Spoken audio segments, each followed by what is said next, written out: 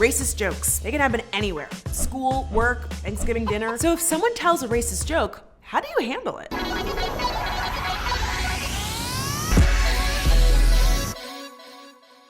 So you're at a party and someone tells a racist joke. And that guy in the ghetto is a cop. You know it's true. Do you A, give a sarcastic laugh?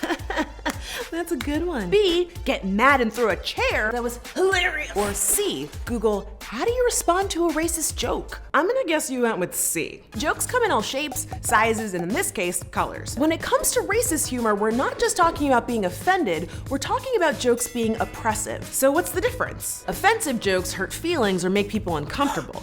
Jokes that are oppressive don't just make people uncomfortable, they actually reinforce negative ideas about marginalized groups of people. A study out of Western Carolina University analyzed how people's attitudes changed about particular groups based on the types of jokes they were presented with. What they found is that when people feel discrimination against a certain group is justified, disparaging remarks about that group don't really change your thinking on them. You're pretty much set in stone. But for groups where prejudiced attitudes are shifting and being challenged, like women, LGBT folks, and people of color, negative jokes about those groups can release inhibitions, making some people believe the discrimination is justified. This also goes for ironic racism, like when Sarah Silverman did blackface. It's still blackface. No, but I'm like saying something racist to comment on how bad racism is. It's meta. TLDR, words mean things, and they can influence people in negative ways, even if it's just a joke. So what do you do if you hear a racist joke?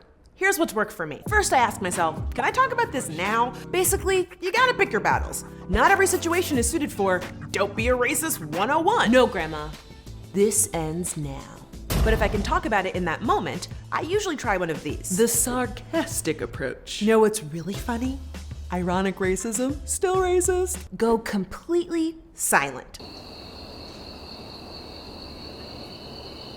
Play dumb. I don't get it. I mean, this country was stolen from the Native Americans, built by slave labor, and founded by immigrants, so technically, wouldn't that make you illegal? Reply with a judgmental GIF, or GIF if you're one of those. Or you can just unfriend them. I mean, you don't have to put up with that online or off. It's not your job to educate everyone. And when all else fails, just be honest and direct. Hey, that's not funny. I'm really not cool with jokes about people who already have it bad enough, so please don't say stuff like that around me. So does that mean everything is off limits? Not at all. I mean, technically, you can make jokes about whatever you want, but there will always be consequences. So using "it's just a joke" doesn't make it exempt from criticism, nor does complaining about political correctness. So there's an Asian guy, a black guy, and a Mexican, and oh shit, it's the PC police. Calling others the PC police basically says, I should be allowed to say whatever I want, but you aren't allowed to say whatever you want about whatever I just said. Free speech doesn't work that way, so. Good jokes should stand the test of time. But as our society progresses, our perception of what's funny evolves. So jokes that were funny 20 years ago might not fly today. Political correctness isn't keeping anyone from making jokes. It's saying, we want a better world, so jokes have to be better too. So have you ever had to shut down a racist joke? What strategy worked or didn't work?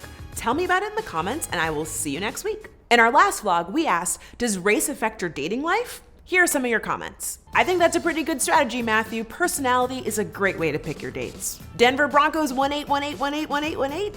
MTV News is my favorite channel too. Twinsies. Sorry, shibbity dibbity, you are wrongity dongity. Beyonce is not half white. In our last sketch, we talked about things white people take for granted. Here's what you had to say.